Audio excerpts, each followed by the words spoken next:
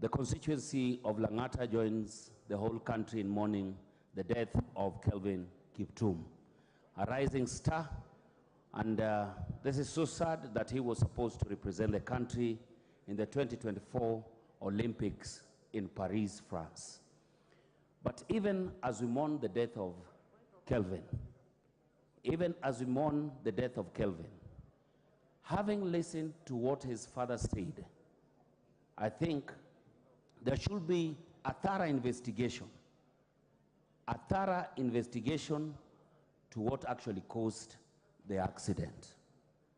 And apart from that, we need and request that our athletes be treated as VIPs and be given security, and all our top athletes who represent this country bring the accolades, and they're always just celebrated.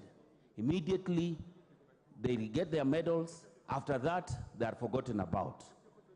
Kindly, we request that a thorough investigation be done to the cause of this accident that led to the death of Kelvin Kiptum. Thank you, Mr. Speaker. Mama Zamzam. Asante sana Mheshimiwa Spika, na mimi kama mama Mombasa nachukua fursa hii kutoa rambirambi zangu za pole pamoja na wakazi wa Mombasa kwa familia ya Kelvin Kiptum. Alikuwa ni shujaa, alikuwa kijana mahiri katika mbio, na mimi sana naweza kupeleka pole zangu kwa babake ambaye alilia sana kwa uchungu, akisema ni mtoto wake wa pekee. Na alisema Mheshimiwa Spika, nikinukuu, kuwa kuna watu walikwenda nyumbani, alikuwa hajui ni watu gani, lakini wakawa wamesema wametumwa kutoka sehemu fulani. Kwa hiyo na mimi pia naweza kupigia pondo nikisema hii yake ichunguzwe, ijulikaniwe, pengine kuna mkono wa mtu ama ni vipi Mheshimiwa Spika. Na si yeye peke yake Mheshimiwa Spika, nikumbuke pia na mabinti zetu, watoto wetu wa kike ambao wameuliwa hivi karibuni ovyo ovyo. Mwenyezi Mungu pia na Mheshimiwa Spika, pia natoa rambirambi zangu za pole kwa familia zao, na niweze kusema kuwa serikali iweze kuangalia vifo hivi vinavyotokea hasa kwa kina mama, ni vipo vya kusikitisha sana. Asante sana Mheshimiwa Spika. Member for Endebess. Thank you, Honorable Speaker, sir, for allowing me to join my colleagues in sending message of condolence to the family of our athlete, Kelvin Kiptum. Honorable Speaker, this is a very sad moment for our country and for a young man at the age of 24 losing his life at just not even before his prime. Honorable Speaker, I think what I would urge the Ministry of Sports to do is that we need to have a culture or a format in which we are able to counsel our athletes, make sure that we are able to advise them on how to even, once they qualify to become good athletes, they can be able to be guided properly so that they can be able to live in a more better way. Especially, Honorable Speaker, sometimes you look at some of the athletes who have made this country great, and you look at the life they are leading is in abject poverty after many years of doing very well, making a lot of money for the country and for themselves, and then ending up in a miserable state. So we need to be able to even guide them on how they can invest and make better lives for themselves later on. We've seen some who have done very successfully. We've seen recently there's others who have even put up the Leo village in Eldoret, which is a very innovative way of retirement. So, Honorable Speaker, I want to join the colleagues to say pole sana to the family of Kelvin Kiptum, pole sana to the parent losing his only son, and pole to my colleague, the member for Keyo South, for the loss of his constituent. Irene Mayaka.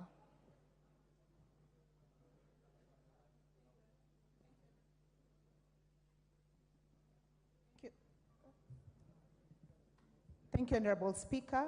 Honorable Speaker, I want to take this opportunity on behalf of the young people of Kenya to express my sincere condolences to Kelvin Kiptum and also to his Rwandese coach, who also perished in the same road accident. And Honorable Speaker, I just want to join my colleagues, even as we say pole to the family, having lost a dependent. And this goes back to the question that Honorable Martha Wangari raised, because we raised questions here concerning the sports, the nature of the insurance and the life insurance for our sports people, so that even such families can get to benefit from life insurance. Honorable Speaker, secondly, I just also want to express my condolences to the people of Kenya, and also to just say that in the last 2 days, we've seen a lot of insensitive information going out on social media. And I'd just like to urge fellow Kenyans that we should not jump into conclusions, and we should be very careful in terms of the things that you're saying out there, because they're insensitive and they're not fair to the family. Honorable Speaker, once again, my sincere apologies to the family and to my colleague, the member of Elgeyo Marakwet, and also to Keyo. Thank you. Mutunga, member for... Thank you, Honorable Speaker, for the opportunity to also pass on my condolences to the family of Kelvin Kiptum. Honorable Speaker, this is a young man who was right at the top of the world, having worked his way through. Honorable Speaker, he was an encouragement to many, and many Kenyans for that matter, because when he flies the flag of this country in those areas where he has won marathon, he makes Kenya proud. He takes our position on the map. Honorable Speaker, to mourn this young man, this great leader in marathon, I call upon the Kenyans who are engaged in this particular game to work very hard and practice very hard to still take this position, because it's a Kenyan position. Honorable Speaker, to the family, the friends, and even neighbors of this fallen hero, we pass our condolences. Thank you, Honorable Speaker. Well, I've taken 3-3. I had promised 3-3. We have done 3-3. I think we can stop there. Honorable Tim, you will speak another time. Let's go to the next order. Order number 8, motion, appointment of members to the House Business Committee. Majority Leader.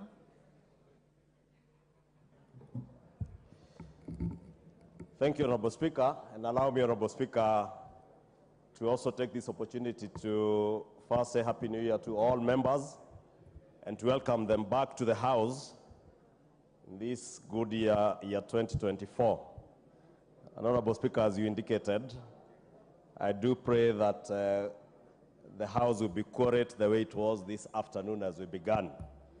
Honorable Speaker, you noted even the Honorable Junet today was right on time, unlike last year, and I want to believe that this year he will be a changed man.